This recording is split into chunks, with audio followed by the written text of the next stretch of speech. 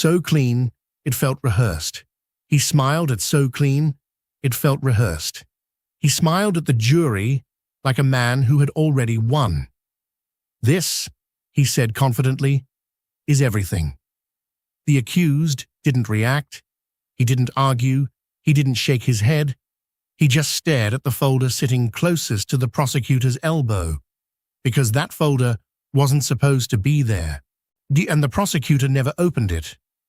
If you're into courtroom stories where the smallest oversight destroys the strongest case, subscribe now to the Unheard Witness and stay with me. Because sometimes justice hides in what isn't shown. The charges were serious: corporate fraud, embezzlement, millions missing from employee pensions. The accused was the company's former financial officer. Clean record, 20 years of service, now painted as a mastermind. The prosecutor moved smoothly, and charts lit up the screen. Money transfers traced to offshore accounts, signatures matching internal approvals, digital logs confirming access. The jury nodded slowly. It made sense. Too much sense. The defense attorney looked overwhelmed, almost defeated.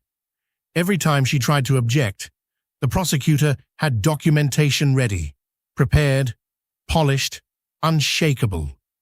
But the accused kept glancing at that unopened file. Plain brown, no label, sealed with a red tag. The kind used for internal court submissions, restricted access. The judge noticed. "Is there something you'd like to say?" The accused hesitated, then shook his head. "Because timing matters." The prosecutor wrapped his presentation with confidence. "No further evidence, Your Honor. No further evidence." The words lingered. The judge looked satisfied. The jury looked convinced. The defense attorney stood slowly. Before speaking, she reached toward the table. Her hand hovered near the brown folder. "Before we rest," she said carefully, "what is this file?" The prosecutor's smile froze. "That," he replied casually, "is irrelevant." Irrelevant, the most dangerous word in a courtroom. The judge narrowed his eyes. "Define irrelevant." "It's an internal review draft," the prosecutor said quickly. "Incomplete, not admissible." The defense tilted her head slightly. "Then why is it here?"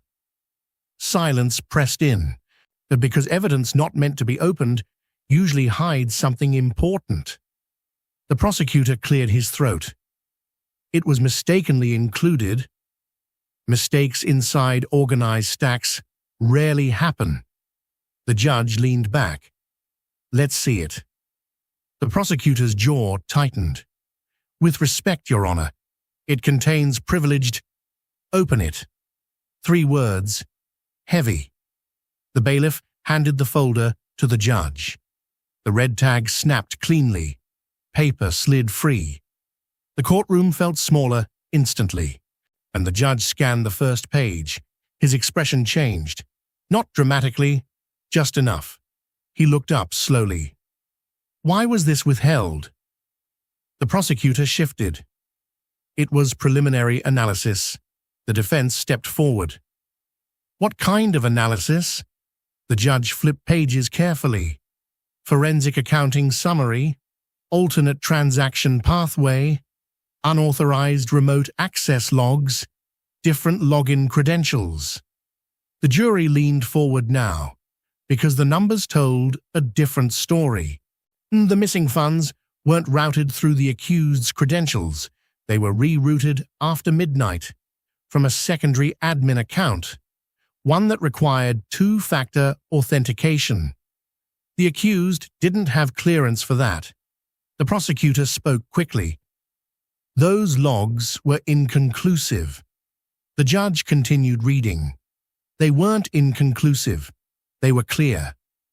IP address traced to an internal device, not external, not offshore, inside the company building." The defense attorney finally found her voice. Who held secondary admin privileges? The prosecutor hesitated. Multiple executives. Names. Silence. The judge repeated calmly. Names. One name surfaced. The current CEO. The man who testified earlier. The man who claimed betrayal. The man sitting in the gallery. All eyes turned slowly. He didn't move, didn't blink, but his hands tightened on the bench. The defense requested immediate recall. The prosecutor objected. But momentum had shifted. The judge allowed it. The CEO walked forward stiffly, confident mask cracking at the edges.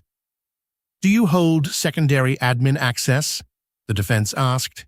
Yes, he answered carefully. Were you present in the building on the night the funds disappeared? Yes. Late board meeting. Alone? Pause. Yes. The judge glanced at the file again. It contained building entry logs, security access times, elevator usage records. The CEO entered at 11:42 p.m. and left at 1:13 a.m. The transactions occurred at 12:08 a.m. Exact window. The prosecutor tried regaining control. Presence is not proof. True, but patterns matter. The judge flipped another page. Security footage stills attached, not presented earlier. Camera angle from finance floor corridor. A figure entering the accounting office. Tall, broad shoulders. Distinct watch on left wrist. The CEO always wore a gold watch. Even now, the jury noticed. The defense noticed. The prosecutor avoided looking. The judge asked quietly, why was this not disclosed? The prosecutor swallowed. It lacked full confirmation. It lacked confirmation because the investigation stopped early. Stopped when suspicion conveniently landed on someone easier. The accused sat motionless, watching truth unfold slowly.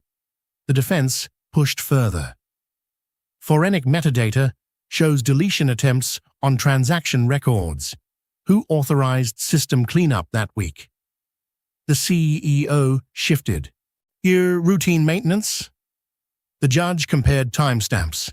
Maintenance logged 2 hours after transaction. Selective cleanup, not routine. The prosecutor's voice softened. We believed we had sufficient evidence.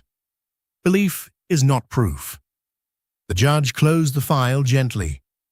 You presented everything, he said evenly, except this.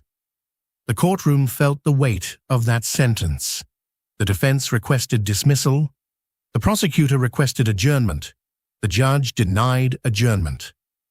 Instead, he ordered an independent digital audit. Immediate. Court recessed for 3 hours. Tension thick enough to hear breathing. When court reconvened, the auditor testified. Remote access logs were authentic, not manipulated. Multi-factor authentication required physical token. Token assigned exclusively to the CEO. Impossible to duplicate without his device. The CEO's face drained of color. The prosecutor's shoulders slumped subtly. The narrative collapsed piece by piece. The defense asked one final question. Did you authorize fund transfers?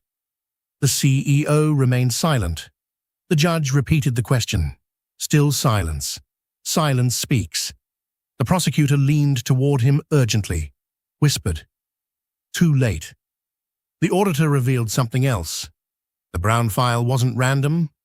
It had been flagged internally weeks ago, marked high sensitivity. Recommendation: expand investigation beyond initial suspect. Recommendation ignored. The prosecutor had access. The prosecutor knew, but choosing the simpler story was faster, cleaner, easier to win. The judge looked directly at the prosecutor now. Why proceed without disclosing exculpatory findings? The word hung heavy. Exculpatory. The prosecutor closed his eyes briefly. No further comment. That was enough. The judge dismissed charges against the accused immediately. Gasps broke through formal silence. But he wasn't finished. He referred the matter to internal review, in both corporate and prosecutorial conduct, because withholding truth corrodes justice. The accused didn't smile, didn't celebrate. He just exhaled slowly. Years of reputation damage couldn't be reversed in a moment. Outside the courthouse, reporters waited. Microphones raised. Questions shouted. He walked past them, quietly. Across the street, the CEO was escorted separately. No cameras pointed his way. Yet, the prosecutor avoided eye contact with everyone. 3 days later, an internal investigation confirmed intentional suppression of the file. Not an oversight, a decision, a calculated one. Charges were filed against the CEO for fraud and obstruction. Professional sanctions followed for the prosecution team. Policies changed. Disclosure requirements tightened. Digital audit trails made mandatory. Because one unopened file nearly destroyed an innocent life. Months later, the accused returned to his quiet home. Career damaged, trust fractured, but free. He placed a copy of that brown file in a drawer, not as a reminder of betrayal, but as proof. Proof that truth doesn't disappear. It waits, sometimes buried in paperwork, sometimes sealed with red tags, sometimes sitting inches away from the people who refuse to see it. And sometimes, justice only wins when someone dares to open the file nobody was supposed to open.